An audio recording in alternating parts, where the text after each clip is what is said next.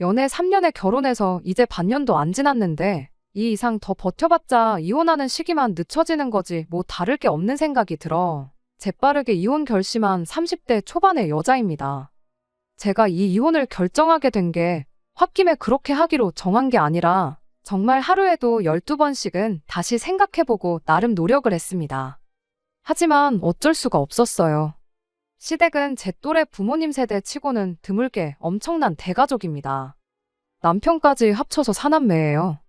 남편이 무조건적으로 제 편을 들어준다고 해도 이미 쪽수부터 밀려요. 시부모님이 나서서 제 편을 들어줘야 겨우 이기는 정도인데 팔은 안으로 굽는다잖아요.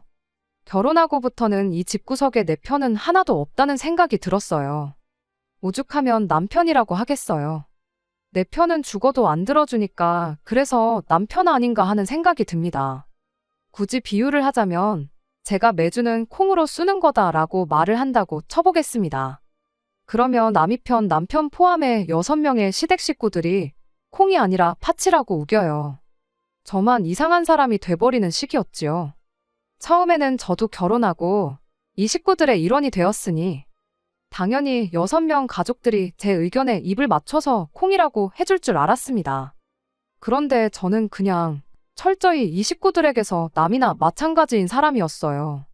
저만 빠지면 이 집구석에 의견 다툼 하나 없이 평화가 찾아올 텐데 제가 꾸역꾸역 이 집구석 며느리 안에 올케로 남아있어서 뭐 좋을 게 있나 싶더라고요. 그래서 평생 화목한 가정 되시라고 제가 빠져주기로 했습니다. 돌이켜 생각해보면 시작하자마자부터 첫 단추가 잘못 들어가긴 했어요. 신혼여행 다녀와 시댁에 인사하러 간 첫날이었지요. 시부모님 댁에 인사를 드리러 갔는데 몇 시간 거리에 사는 신우들까지 다 와 있을 거라고는 생각도 못했습니다. 심지어 이미 결혼한 큰 신우는 남편의 자식들까지 다 끌고 쳐들어왔고 아직 대학교 다니는 막내 아가씨는 연애 상대인 남자친구를 데리고 와서 있었어요. 제가 신혼여행 다녀온 게 이렇게 환영받을 일인가 싶었습니다. 이렇게 전부 모이는 게 명절이나 시부모님 생신같이 그런 특별한 날 아니면 거의 없지 않은 거 아닌가 싶었거든요. 그런데 뭐 당연스럽게도 이 사람들이 저희 신혼여행 무사귀환을 축하해주기 위해 모인 게 아니라는 걸 알게 되었습니다. 저를 기다린 게 아니고 혹시나 제가 신혼여행지에서 가족들 위해 사왔을 선물을 받으러 그 먼 길을 행차했던 거예요. 그런데 이걸 어쩌나.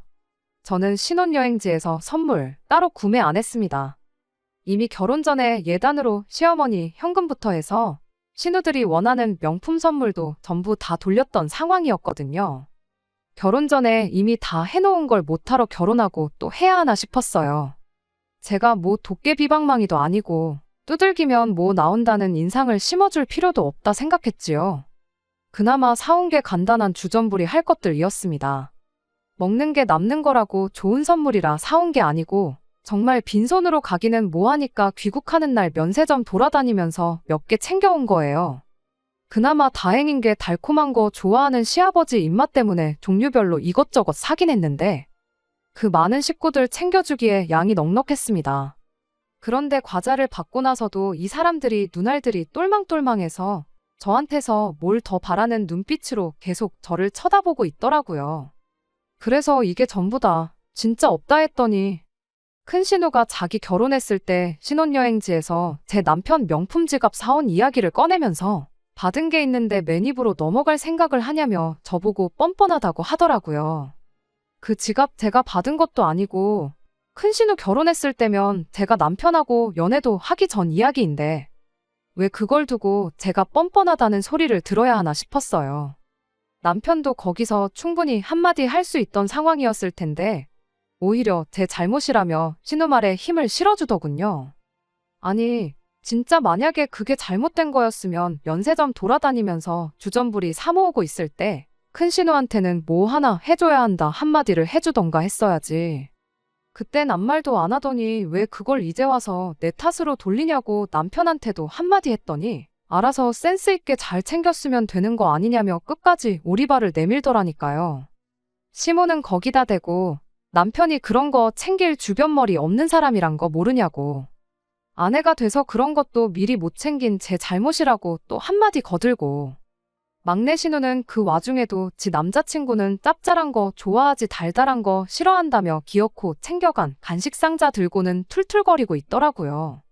하다못해 막내 신우 남자친구 선물까지 챙겨왔었어야 한다는 소리 들으니 기분이 좋을래야 좋을 수가 없었지요. 그 와중에 시동생은 또 거기다 대고 막내 신우한테 그거 안 먹을 거면 자기 여자친구 가져다 주게 하나 내놓으라고 그러는데 정말 단체로 사람 앞에다 두고 깜짝 카메라라도 찍는 건가 싶었어요. 제 상식으로는 도무지 이해할 수 없을 정도로 코미디 프로 같은 상황이 계속해서 벌어지고 있었으니 말입니다. 시아버지가 이 상황을 잠재운다고 한마디 꺼냈는데 저보고 이 집안의 맏며느리로서 앞으로 가족들 챙기는데 신경을 쓰라고 충고를 해주시대요. 어이가 없었지만 그래도 그 말 한마디 덕분에 상황이 정리돼서 식가족들 툴툴거리는 소리는 더 안 들어도 됐던 게 다행이면 다행이었습니다. 지금 후회되는 건 결혼 반년 만에 이혼하게 됐지만 애초에 신혼여행 다녀오자마자 더 빨리 이혼할 수 있었는데 그렇게 못한 게 후회될 따름입니다. 이미 상종 못할 집구석이란 신호를 주고 있는데 뭐 더 좋은 꼴 보겠다고 반년을 꾸역꾸역 더 살아왔는지 싶네요. 아무튼 그날 집에 돌아가는 길에 남편한테 한마디 했다가 그게 또 부부싸움으로까지 번지게 되었습니다. 저는 남편한테 이럴 때 당신이 중간 역할 잘 해줘야 한다 한마디 했을 뿐인데 그 상황에도 자기 가족들 편들면서 엄마 아빠 누나 말대로 네 센스가 부족했던 걸 두고 왜 자기한테 도움을 요청하냐고 그리고 다음부터는 조심하기로 하고 다 끝난 이야기를 집에 가는 길에 또 꺼내는 저희가 뭐냐며 개거품을 물고 달려들대요. 그때 저도 열받아서 남편한테 네 가족 챙길 일 있으면 네가 직접 챙기라 했어요. 나한테 뭐 기대하지 말라고 하고요. 그리고 시댁에 무슨 일이 있던 간에 저는 되도록이면 빠지도록 하겠다고 선언까지 했습니다. 그때 남편이 알겠다고 꼬리를 내리면서 다음부터는 제 편을 들어주겠다는 사과를 기어이 받아냈어요. 그런데 사람 고쳐 쓰는 거 아니라고 하는 말이 딱 남편을 두고 하는 말이구나 싶었던 게 결국 같은 상황이 오면 남편은 제 편은커녕 아주 시가족 대표가 돼서 남이 편 노릇을 착실하게 하기 시작하더군요. 시가족 행사는 또 뭐 그리 많은지 정말 어이가 없을 정도로 쓸데없는 날까지 챙기기 시작했어요.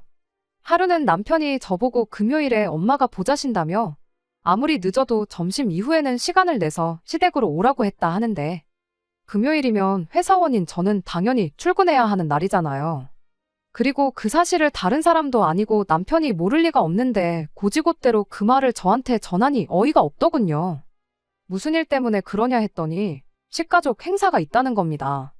식가족들 생일이나 이런 거 줄줄이 꿰고 있는 건 아니지만 그렇다 할 행사라고 부를 만한 날이 없는 걸 확실히 알고 있는데 난데없이 생긴 행사에 무슨 행사냐고 남편한테 물어봤지요. 왜? 큰신우 시조카들이 있다고 했잖아요. 그중 첫째가 받아쓰기 100점을 받았다고 그걸 축하하려고 모이기로 했다고 하는 겁니다. 처음엔 제 귀를 의심하지 않을 수가 없었어요. 받아쓰기 100점 때문에 온 가족이 모여 축하를 해주냐고요.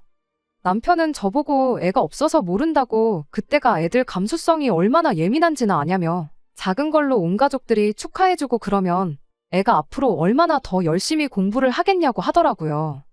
오히려 저를 감수성 없는 냉혈한 취급을 하는데 100번 양보해서 그거 축하해준다 치고 축하해주면 축하해주는 거지 왜 그 자리 열기 전날인 금요일부터 내가 시댁에 가 있어야 하는 이유를 말해보라고 했죠.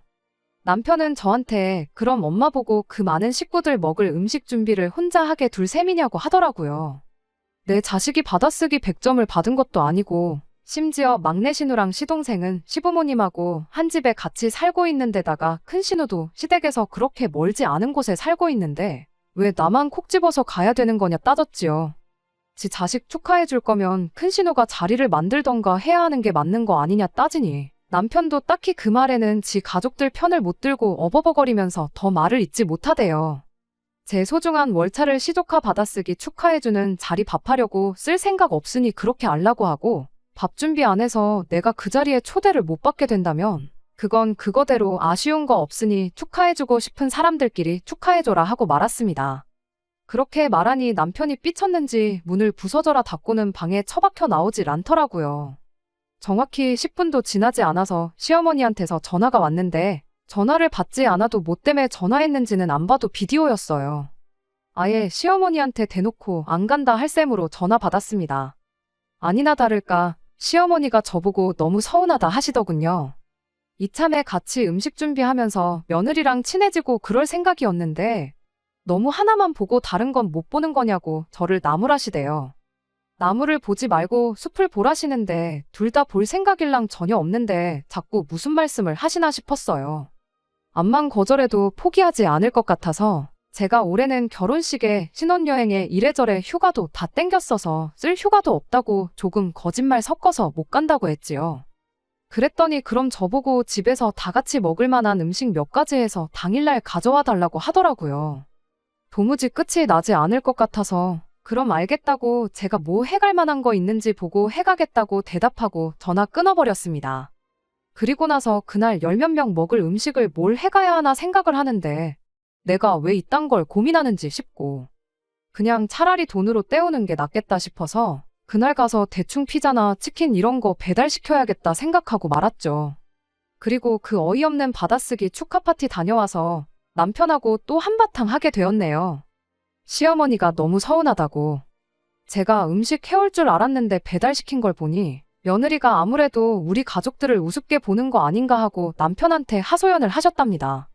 그날 상차림에 솔직히 제가 시킨 피자랑 치킨이 제일 먼저 사라졌어요. 남으면 싸가라고 해도 될 정도로 넉넉하게 배달시키기도 했고 솔직히 상차림이라고 해서 뭐 대단한 거 하나도 없었습니다.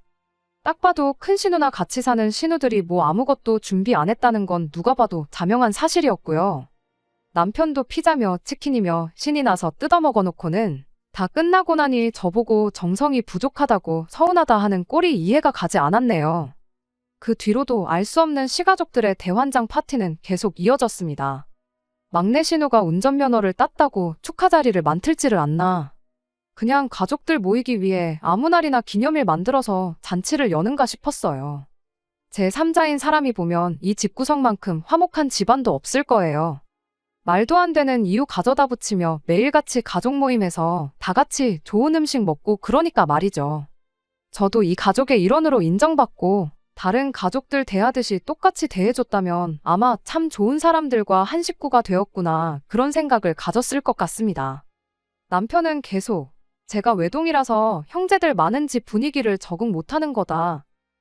이게 진짜 가족들이 사는 모습이다. 이딴 식으로 말하는데 뭐 저희 가족은 가짜 가족이라는 소리인지. 정작 결혼 후에 있던 친정어머니 생신 때는 처가가 멀어서 가기 힘들다고 20만 원 띡 보내놓고 자기 할 도리 다 했다 하던 놈이니 뭔 기대를 했겠어요. 다 같이 사소한 일로도 서로 축하해주고 그러는 게 나쁜 건 아니지만 경제적인 부분이나 귀찮은 것들은 전부 맏며느리인 제가 할 일이 돼버리고 나름 제 할 도리 했다고 생각했는데 결과적으로는 저만 나쁜 사람 되니 그게 참 싫었어요. 막내 신우 운전면허 취득 축하도 해주고 예비군 다녀온 도련님 나라 지키고 오느라 고생했다고 모이고 그런 말도 안 되는 모임 자리 몇 번 가지고 나서 저도 지쳐서 남편한테 나는 더 이상은 못하겠다고. 그냥 앞으로 시댁 식구들 모일 건덕지 있으면 혼자 다녀오고 실컷 축하해주라고 했습니다.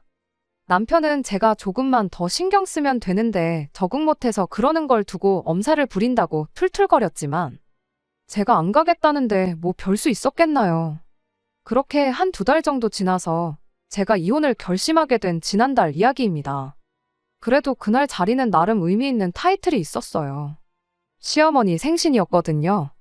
다른 날이면 몰라도 생신은 당연히 축하해야 마땅한 자리였으니 저도 참석하기로 했어요. 시어머니 생신상 차려주려고 싶었던 건 아니지만 그래도 생신이라는 이름에 걸맞게 이번에는 돈으로 해결할 생각만 하지 말아야겠다 했습니다. 물론 그렇게 결정하게 된 이유에는 신우들도 같이 음식을 돕겠다는 말이 있어서였지요. 어차피 살림은 세 사람 통틀어서 큰 신우가 제일 잘 알 테고 큰 신우 주도하에 음식이 준비된다고 했으니 저도 옆에서 손이나 좀 거들면 되겠다 싶었지요. 남편도 오랜만에 제가 참석한다 하니 기분이 좋아 보였어요. 그렇게 아침 일찍 시댁에 갔는데 일찍 준비한다고 저 먼저 서둘러서 출발했는데 제가 제일 늦게 도착했습니다. 음식 준비가 한창일 줄 알았는데 문 열고 들어가니 큰 신우랑 막내 신우는 거실 소파에 떡하니 기대 앉아서 TV를 보고 있었어요. 제가 늦어서 시작을 안 했구나 싶어서 서둘러서 같이 준비하자고 했는데 주방에 웬 처음 보는 아가씨가 혼자 허둥지둥대면서 불 앞에 왔다 갔다 하더라고요. 딱 봐도 대학생 티가 팍팍 나는 젊고 아리따운 아가씨였는데 쟤는 누구길래 시댁 주방에서 음식을 하고 있나 싶었어요. 큰 신우랑 신우는 제가 오든 말든 신경도 안 쓰고 음식 준비하고 있으니 저기 가서 도와주라길래 주방으로 향했습니다.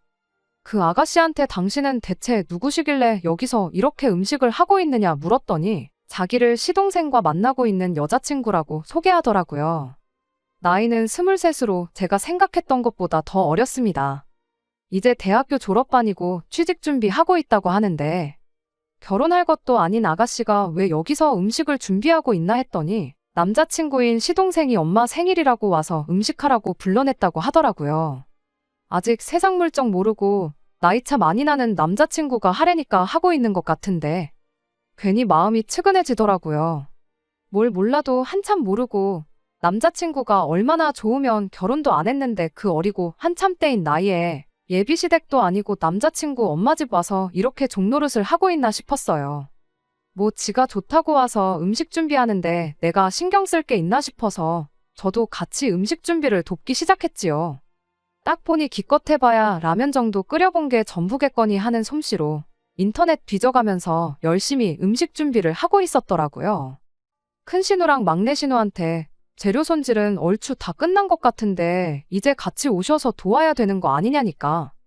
두 사람은 들은 채 만 채 인터넷에 어떻게 하는지 다 나와 있으니까 그거 보고 빨리 음식 준비나 하라고 하고 지들끼리는 시시덕거리며 다시 TV 보는데 열중하더라고요.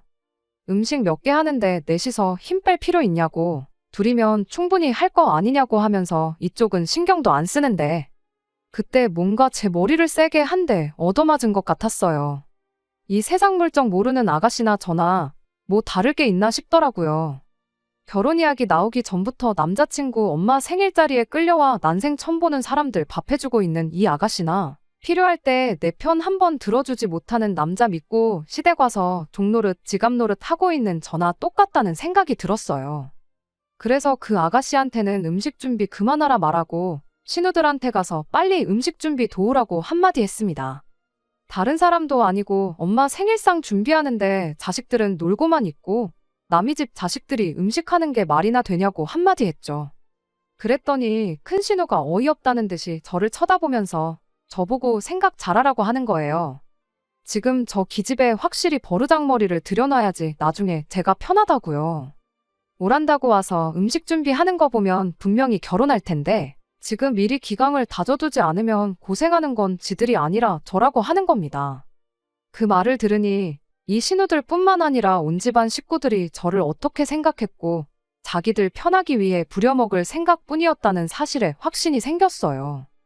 그대로 앞치마를 큰 신우 얼굴에 벗어던지고 저는 이 집구석에 더 이상 엮일 생각 없으니 그렇게 알라말하고 자리 박차고 나왔습니다.